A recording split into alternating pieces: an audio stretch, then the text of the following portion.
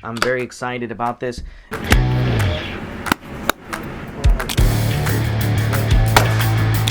The beautiful Glock 43X MOS.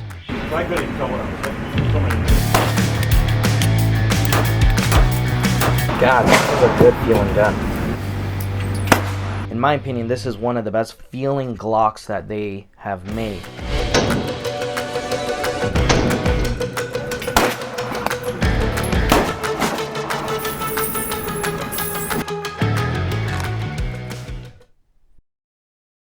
Hey everybody, welcome to the Concealed Carry channel. I'm Grant McLean. We're going to talk about the Glock 43X. I'm very excited about this because, as you may know, if you've seen my Glock 43 video, I like it a lot. So I've been waiting on this. Spoiler alert, I bought this one with my own money, and it's very exciting. I could even get one in my hands. So this is going to kind of be an ongoing project in the future. But before we jump into this review, let's go ahead and say what's up and thank you to our Patreon supporters. You guys are awesome. If you would like to see how you can become a Patreon supporter, click on the description and the top link will take you to our Patreon page. We greatly appreciate all the support that we can get. As you know, ammo costs money, guns cost money, and target range time, all that fun stuff definitely costs money. So we love the support. Hit us up on our Patreon and that'll get you in for a drawing for our Traeger grill. Every quarter we're going to give something different away. This one is the Traeger grill, which is super sick, so I'm excited about that. Northwest Armory, they have been fantastic to us, so let's be fantastic to them. If you need to get a gun, go to nwarmory.com, have it shipped to your local FFL, or go in the store, tell them that Grant sent you in, they'll hook you up, make sure to take care of you, and say hi to Khaki. And of course, X-Hunt Targets, you guys have been great to us, so if you need to get some awesome reactive targets, just go to xhunttargets.com, order them up, have those targets shipped to your home. I think you're going to like them very much.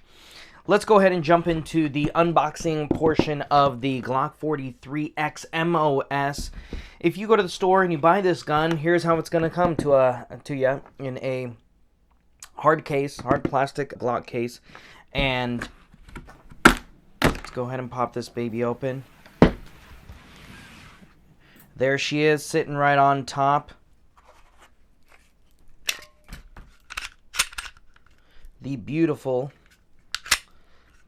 Glock 43X MOS. We're going to dive into this here in a second. Inside of the case, you're going to get two 10-round magazines, little speed loader. You'll have a little cleaning rod, a little cleaning brush. Here's your lock. And you have a couple pieces of paperwork here. So we have your envelope with your manual, and then you have a little brochure, a little pamphlet there of your for your MOS system, the modular optics system. So all of that is inside the box, and floating around inside this box, and you want to keep an eye out for this, is the torque wrench for the MOS system. This is not in like a baggie or anything like that. So if you open up the box, you're like, where the heck is it? It might be underneath the foam or something somewhere inside there. That didn't really excite me that was just kind of loose in there, because I sure would hate for that to like scratch up the slide while it's in shipping and sitting there vibrating. I think that they could have at least probably put this in the lock baggie with this, but it's not too abnormal for me to look into a Glock case and look like everything was piled in and then they just smashed it in there. Not that it really matters. The gun functions fine and everything inside seems to function just fine. You'll know what I mean when you pop open like a Glock case and it's like piled full of 3 magazines. You got the MOS plates and all the shit flying everywhere. It looks like you're going to pop it open and it's just going to blast off everywhere.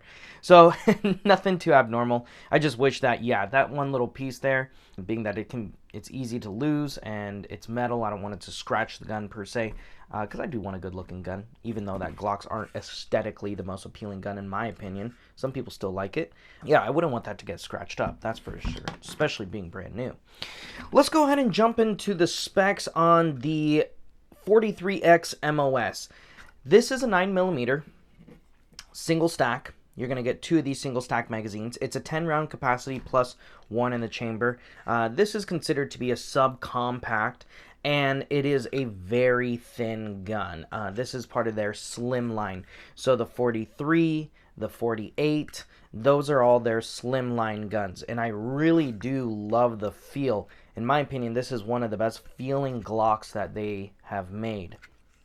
Now, the barrel length on this is a 3.4-inch barrel, so certainly a subcompact barrel length.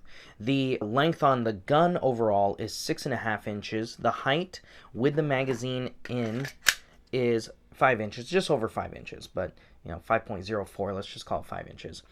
And the width is 1.1 inches. Now, the weight on this is 1 pound, 2 ounces. This is a fairly light gun. And the MSRP, oh my god, the MSRP. That's the magic question, Steve. I don't know. The MSRP is kind of all over the grid, or, is the MSRP even important in times like right now? If you're watching this later, we're recording this in the first quarter of 2021. I have seen this gun go between $570 to literally $780. The exact same gun. Why? Availability. It's going to come down to supply and demand. There have been times where, I'll be honest with you, the first time I saw this gun, and this gun has been out for a while already, the first time I saw this gun, I bought this gun because I had not seen one at all. Now, I knew people were getting them. I had not seen one come into Northwest Armory, or at least hit the showroom. Like, if they did get one, it immediately sold online. Other stores that I always go in, I look for one, and I never found one. Saw this, bought it immediately. So I can see, I know that for $780, they are flying off the shelves. And you know what? Shooting this gun, holding this gun, doing the review on the 48 and the 43, I can see why people would go, I want that gun.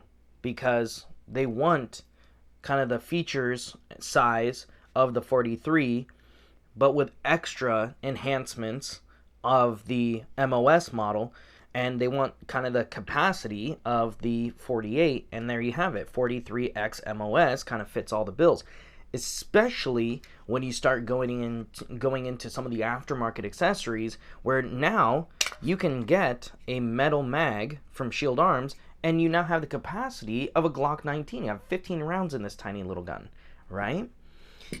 This decked out properly, this could really eliminate the need for multiple guns all in one, which is very cool.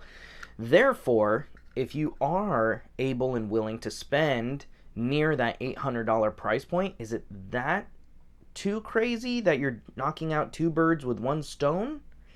I don't know. That's for you to decide. You know what I mean? I'm just here to give you guys the info, and you can kind of decide from there. Now, let's talk about this comparative to the Glock 43. I feel that a lot of people are going to be looking at the 43X comparative to the 43. I feel that it's pretty apparent what the difference is between this and like the 48.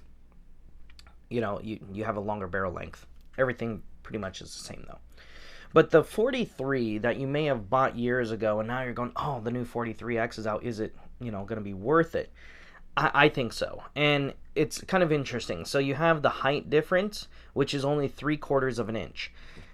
Now, of course, the 43 is a 6-round capacity. So the grip is about this long. Take 3/4 of an inch off of it. 6 rounds. For 3/4 of an inch, you've just added on 4 more rounds. Now, if you're already running your Glock 43 with the pinky extension, you're probably already there. But the difference is you can't put those Shield Arm 15-round mags into yours the way that you might like them to be in there.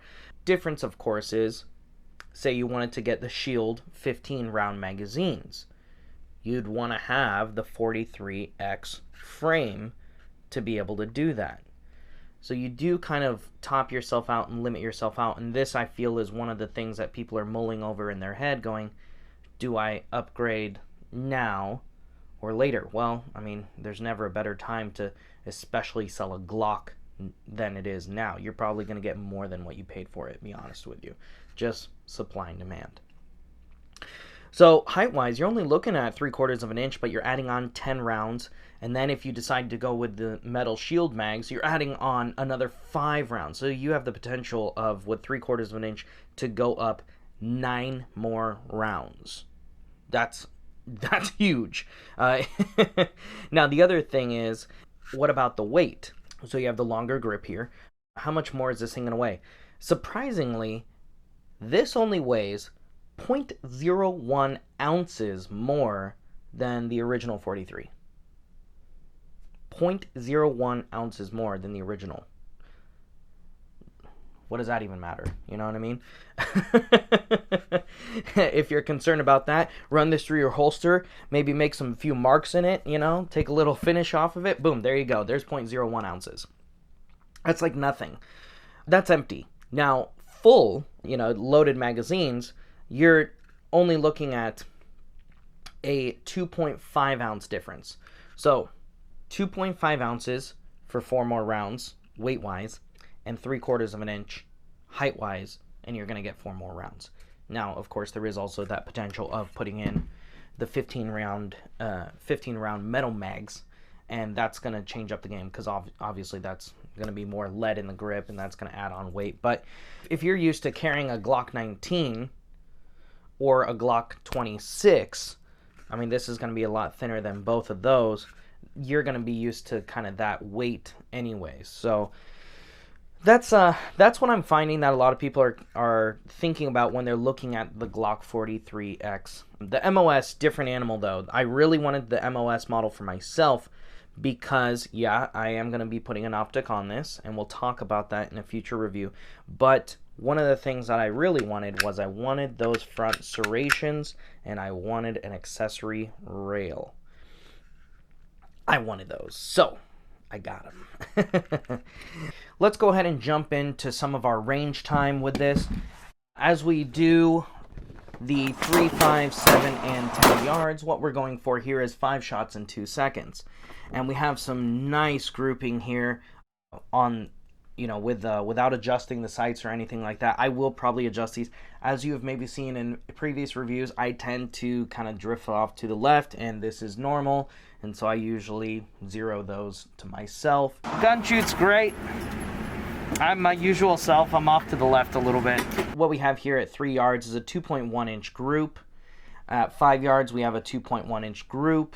As you can see, this is starting to get out further and further left. I did have this funky little drifter down here, but you'll see here on the 7 yards, we have a 4.2 inch group total.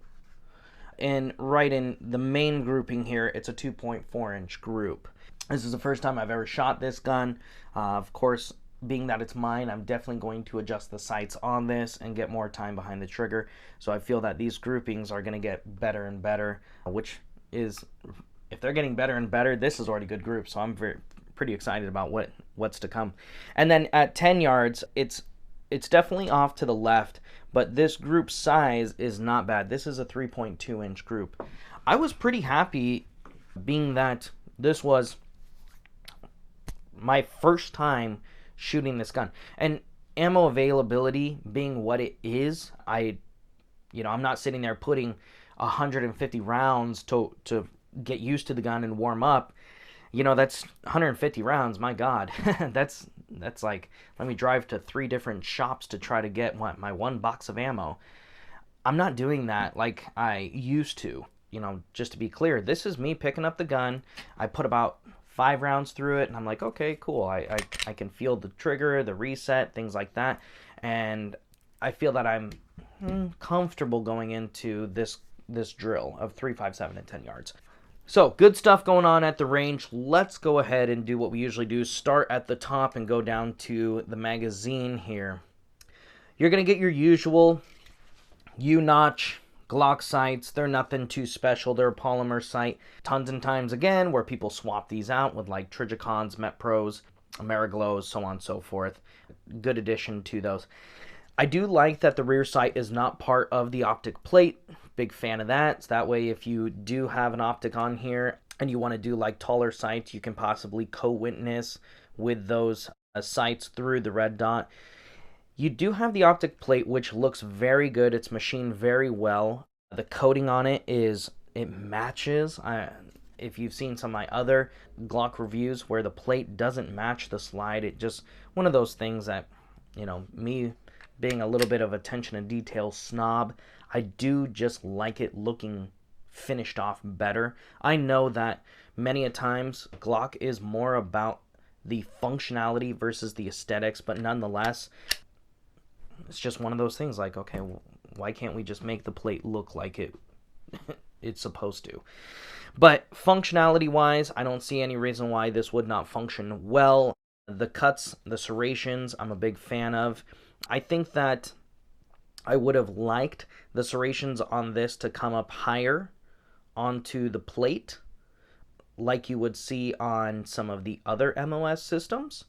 Now, bummer thing is, and you notice when I open this up, if you've looked at any of the other MOS Glocks, is they have the optic plates in the box. This one doesn't, unfortunately. And being right now, that can be difficult to source. I actually was on Glock's website and I clicked on for the parts and they're just like, nope, it's not even available. Can't even order it.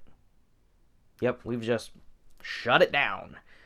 By the time you see this, things might be different, but that was kind of a bummer. It's like, okay, well, now I need to go source that thing. Because I know for folks with like HKs or Walthers and their guns that are optic ready don't come with the plates, they're having a hell of a time trying to find them, and they can be relatively expensive. If you found the correct optic you wanted to put on this and you source the plate, just the plate alone, not like a bunch of different ones that you would say get from Glock, it's going to run you around $50. So if you're planning on doing that, just in your mind, tack on an extra $50 if needed. Alrighty, let's go down into the slide. Like I said, I really like the front serrations on there. They're not too deep. They are a little too smooth for my liking, but at the same time, I understand, this gun is meant to be a concealed carry gun. A lot of times things are smoothed over a little bit more on a concealed carry gun. And you know what? I'd rather have them like this than not have them at all, be honest with you. The rear serrations, I wish they were a little bit wider, but same thing as the front. They're not very deep. I wish they were a little bit deeper and not necessarily sharp, but just I could get a little bit more positive of a grip on there. The spring on this gun is it's fairly tight. Now, this is still fairly new. It's still brand new, basically. For people having maybe weak wrists or weaker hand strength, whether it be arthritis, tendinitis, who knows, who cares. But the fact of the matter is you have trouble pulling back a slide. This is pretty heavy. To move the slide and to take it out of battery, no problem. But to get it all the way back, I can see that being a problem. Especially that these serrations here are not as, they don't have as much bite. So even my hands here, and I have no problem pulling back the slide, I can feel my thumb and my index finger slipping on the slide. If you're loving this gun, you love the whole thing about it, but you do have kind of weaker hands, weaker wrists, get a 43, get something 43, 48, something like that in this size from Glock in your hands and see how it feels in pulling back that slide. I know that they can be a little difficult to source right now, but be patient.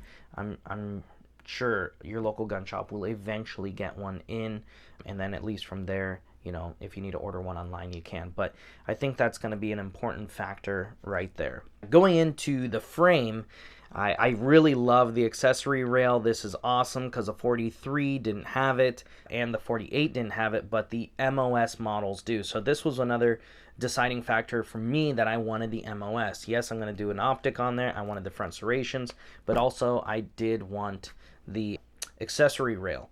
And this will be cool. I'll probably do like a streamlight on there, which will be sweet. On the front here, you have some serrations on the front of the trigger guard. As Glocks are, the trigger guard's pretty fat. Could use a little bit higher undercut there in that trigger guard. But this gun is so thin.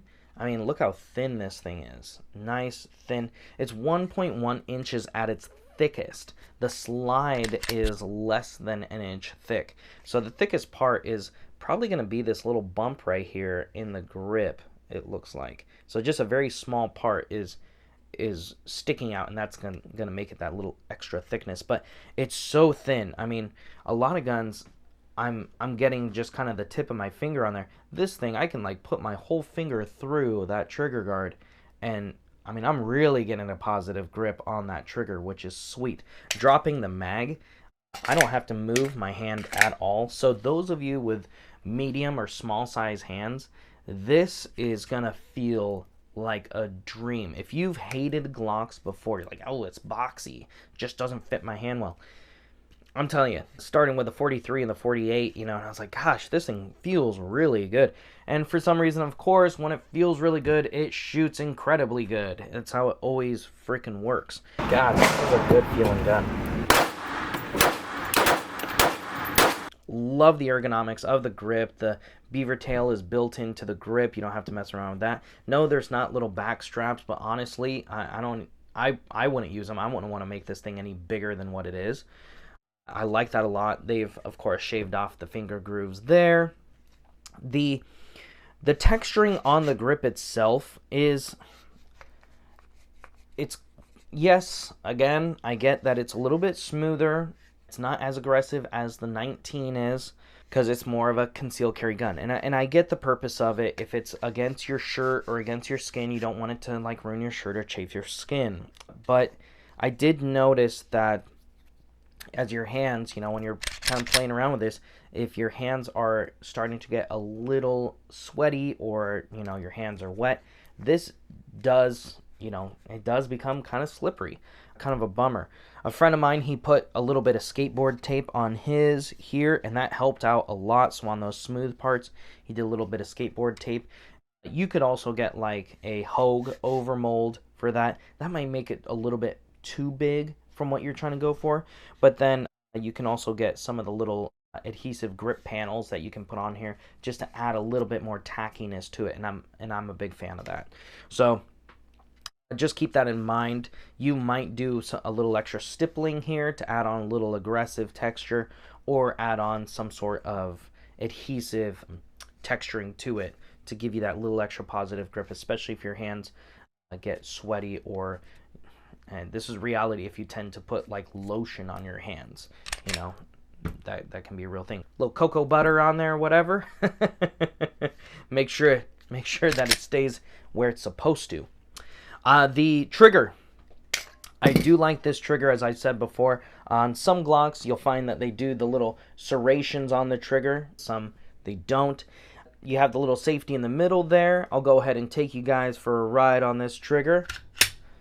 So, and I love, like I said, you can get you can put your whole finger through that trigger guard, which is awesome. So we're going to disengage that safety there. It's under tension pretty much the whole time. It's not, on some guns, you're going to find that this take up here almost has no weight to it. And you're going to hit that wall and snap. So, nice, crisp trigger there. A little bit more take up than I'd like, but that's okay. The reset is so-so, but it's not anything, because there's no other external safeties than the trigger. It's not something to me that's like, ugh, that sucks. Now, if you have if you put an aftermarket trigger in here, you can take a lot of that away and really smooth it out, which might not be a bad idea. So there's your reset. We'll go ahead and do that again for you guys. There it is. So the reset's not like terrible. It's not all the way out there. That would really suck. But it's not a super short reset. I don't mind this reset at all. And I know that the factory trigger is going to just get better and better and better. But at the same time, a really good point made by one of our viewers was, okay, say you go and put 500 to 1,000 rounds down your gun, breaking in the trigger, just to hope and see that you're going to like how it feels. Well, how much is that going to run you? That's a good point. You know, you can get an aftermarket trigger in the 100 and probably, let's say, high-end $150-ish range. You're going to spend a lot more on that than you will the ammo. And honestly, if you're looking at, say, like a Zev, a trigger, an agency trigger, an Apex trigger, you know, they have really good reputations. So I'll probably just end up ordering the trigger too. You know what I mean? I mean, how can it have so many great reviews and go wrong, right? So I'll probably end up doing that, let alone I do prefer the flat face triggers, and so that's kind of my thing. But overall, this factory trigger is not a bad trigger by any means. It has all the things that I like about it: the slight curve, the serrations, the safety on the inside. When you go in and depress that safety, because the safety in there isn't curved, it's flat, you can definitely feel the safety. It's kind of like a little, not a blade, but you can definitely tell it doesn't match like the curve of the trigger. So if in the meantime, if I decide that I'm gonna keep this trigger in there and shoot the gun, I'll probably take a little, you know, sandpaper and buff that down so it's at least flush with the rest of the trigger. Again, that's me, might not bug you. If you're wearing gloves and shooting, you probably won't even notice it at all. But I don't wear gloves when I'm shooting, because chances are if I ever had to use the gun to defend my life, I'm not going to put gloves on and then address the situation. Other than that, the controls on this are great. The magazine release is ambidextrous. Like typical Glocks, you have your takedown little pins right here. The slide lock release is okay. It's fairly small. I don't really use the slide lock release that much to, you know, send the slide home. I usually slingshot it just because I'm used to that. But unfortunately, it is not ambidextrous. As you can see, I'm probably going to do an enhanced slide lock release lever there in case I do want to use it for that particular reason. The magazine release, though, because I know that this is a factor for some people on their guns because they have to switch their grip to release that mag if they have sometimes medium or smaller hands, especially on wide guns. This functions very well. I do not have to adjust my grip at all. So I'm super happy with this gun. So far, I'm very happy with it. I have some stuff coming up that I'm going to be doing on the channel. So if you haven't subscribed, definitely subscribe so you get notified when I release these videos.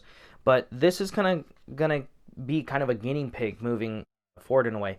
I have the Shield mags coming, so I'll be doing a review on those and the Shield magazine release, because that's something that you upgrade with those mags. I also have the Holosun that's going to be going on here. I'm going to, you know, review just that optic itself, because obviously you can put that on other guns. A little light laser combo on there. So there's going to be some awesome stuff that's going to be done to this little Glock 43X that I'm very excited about. So you want to make sure that you subscribe and get notified of when those things come out. But other than that, you guys, if you do need to order a gun, visit nwarmory.com. They'll ship it to your local FFL, or you can go in the store and buy it if it's available, of course. X-Hunt targets, again, those awesome reactive targets that we use here on the channel. Order up some if you'd like. They are at xhunttargets.com, and they will ship them right to your home. And again, thank you guys so much for helping us out on the channel. You Patreon supporters have been fantastic. If you'd like to see how you can help out the channel and keep this thing going for us as a full-time gig, just click on the description below, and it'll take you to our Patreon page, and you can support the channel in whatever fits you best. Of course, we have Beyond the Black Shirt for those of you who want to see extra exclusive content for things that are not concealed carry channel related, or even like custom builds, things that you can't technically just go to a shop and buy right off the shelf. So we have a lot of cool stuff already up on there, and of course you'll get entered in to win that Traeger grill for this quarter. Anyways, thank you guys so much for joining us today. I look forward to sharing some awesome content with you in the near future. Later.